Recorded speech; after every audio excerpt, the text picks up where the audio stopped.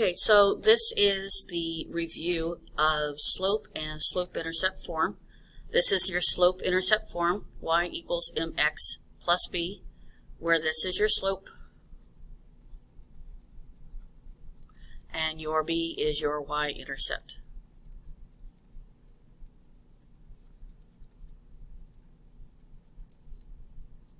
Okay, y-intercept is where it crosses at the y-axis. This is just a quick review of slope. If it is going up to the right as you're moving left to right, it's positive. If it's going down left to right, then it is a negative slope.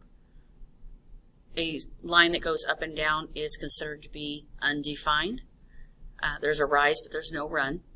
And this is where there's run but no rise, and that's a zero slope. Okay. Undefined looks like this, where it's 0 on the bottom and then any number up above. And for a zero slope, 0 is your numerator with any number below it. Okay. So when you open up your table worksheet, you are given these charts that you are to work with. You only need to circle 3 equations out of each box. So in box 1, you can pick any 3 to work with. The ones you circle are the ones you're going to use. So say I use x is -8. In my next box down, you see equation, and you'll see there's 2 more down below it. Where it says equation, we're going to write x equals -8. Because it's just x equals -8, there's nothing there about y, there's nothing there about y-intercept or anything else. We know that this is going to be an undefined. If I were to see it in a graph, there's my graph, and I have a line that is going straight up and down.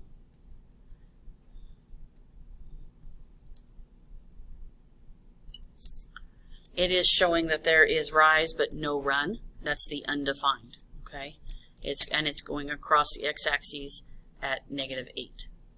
What this is telling me is that no matter what y is, x is always going to be -8 because it's always going to be on this line. So when I'm writing 3 points, I need 3 -8s because no matter what y is, x is going to be -8. And then for my y's, I have this nice little hint for you. Y can be any number from -10 to 10. And there's no math required. All I got to do is get 3 numbers between -10 and 10. And so I could choose, say, -9, -1, maybe 7. Doesn't matter. Any 3 numbers as long as they're between -10 and 10. On the graph that you're going to have, you're going to notice that it goes from -10 to 10 on both of the axes. So that's why we can't have y to be smaller or bigger than those 2 numbers. And then you're going to pick 2 more equations, and then you're going to use those to fill out the next 2 boxes in this column.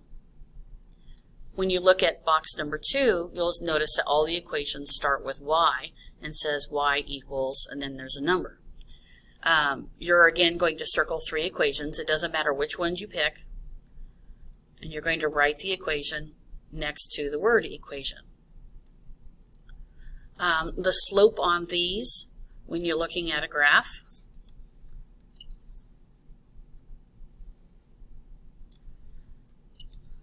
when it's just telling you what y is, it's telling you what the y-intercept is. It's where it's crossing the y-axis.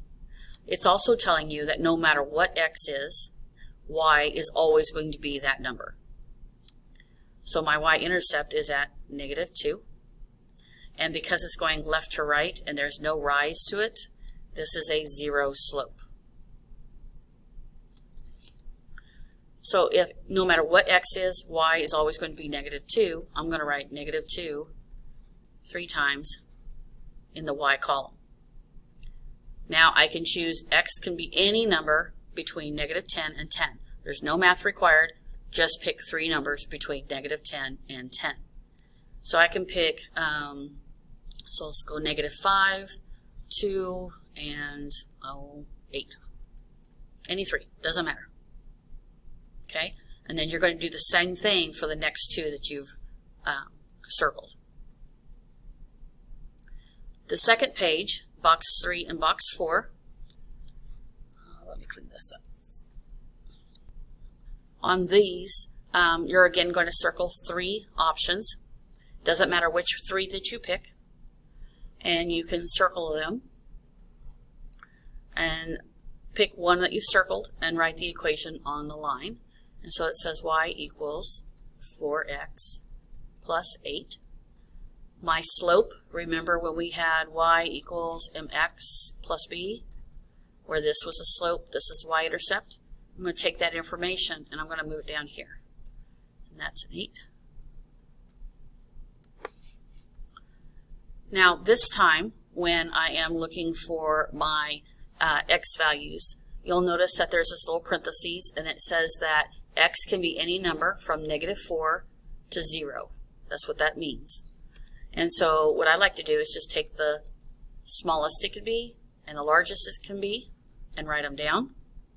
And then just pick a number between there. So let's go -2. It's partway through. So there's my 3 values for x. Now I'm going to take y equals 4x plus 8, and I'm going to find out what y is. So where this x is,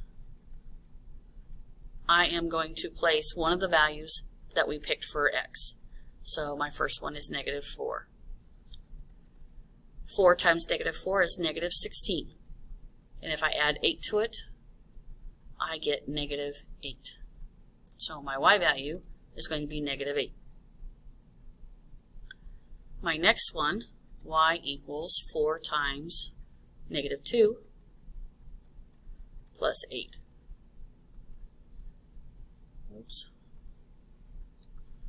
That's -8. -8 plus +8 gives me 0. So my pair would be -2, 0. And then my last one, x is 0. 4 times 0 is 0. 0 plus 8 equals 8. And so my answer there is going to be 8.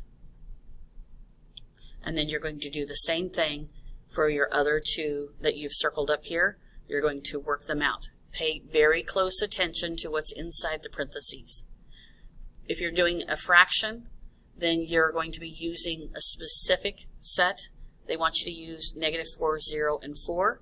And the reason is because when you multiply 1/4 times -4, then that becomes -1. So it gets rid of that fraction for you.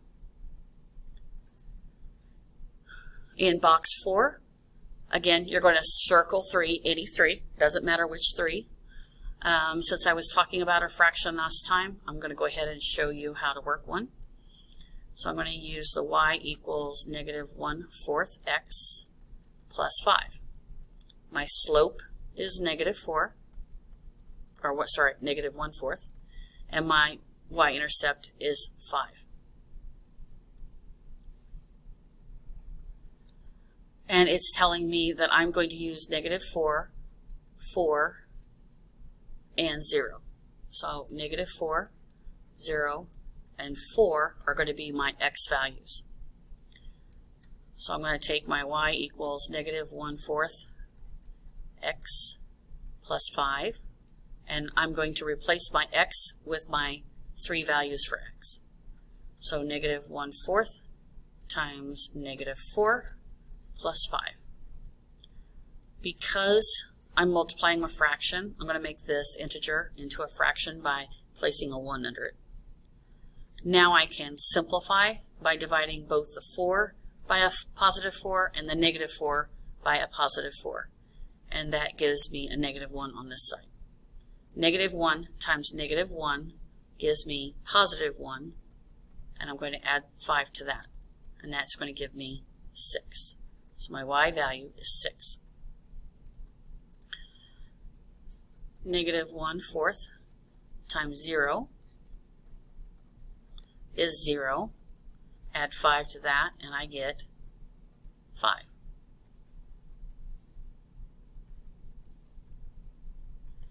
I'm going to take my -1/4 times 4, I'm going to put a 1 under my 4 to make it a fraction. Simplify. Those become 1s. Negative 1 times positive 1 gives me negative 1.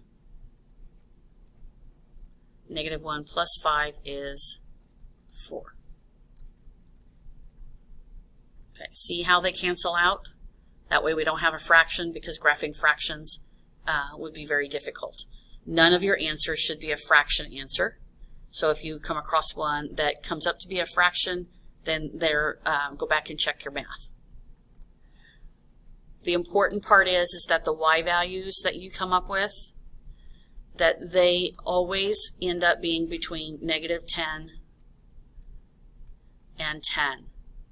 You can have negative 10, you can have 10, and any numbers between, but it can't be on the other side. So it can't be, if you have negative 12, that's not going to work. It's not going to fit on the graph. And none of your answers should equal this if you've done them correctly. If your answer is 90, it's going to be too big, you can't graph it. So go back and check your math. Always double check to make sure that you're using the choices that they give you for your x values. That's super important. Once you get done, you now have ordered pairs that you're going to use to graph lines. So this is an ordered pair, this is an ordered pair, and this is an ordered pair. Okay, so these 3 ordered pairs are going to create this line on a graph. Okay, so what I'm going to do here is I'm going to show you how to graph these lines. When you finish, you should have 12 lines on your graph. So for this equation, I had these for my x values, that's what I chose, and these were my y values. And I'm going to graph those points on this graph. So I have negative 2, negative 7, so I'm going to start at origin and go 2 to the left, and then 7 down because they're both negatives. And I'm going to place my point. For 0, 1, I start at the origin. Because it's 0, I'm not moving left or right, but I need to go up for positive 1 for my y value, so I'm going to go there. My last ordered pair is 2, 9, so I'm going to start at origin, go 2 to the right to positive 2, and then up 9 because it is also positive, and I'm placing that point there on that line. Now all I have to do is draw my line through those 3 points. And you'll notice that when I drew my line, I went all the way through the graph, and that's what you want, because you want to be able to use that entire graph for coloring in your stained glass. Let's go ahead and do the next 3. Negative 3, negative 1. Go right, left 3, down 1. 0, negative 2. No left or right, just go down to 2, negative 2. And then 3, negative 3, 3, negative 3, and then draw your line. The lines do need to be straight, and they need to go all the way through the graph.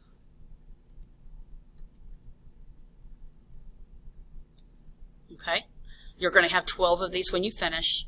When you finish this point and you get all 12 lines on your graph, then you need to see me before you start coloring it in. Always use pencil. Don't use ink when you're doing your lines, because if you make a mistake, you want to be able to empty it, or to erase it. So just be careful with that. If you have any questions, please email me or Zoom in with me and let me know. Thank you.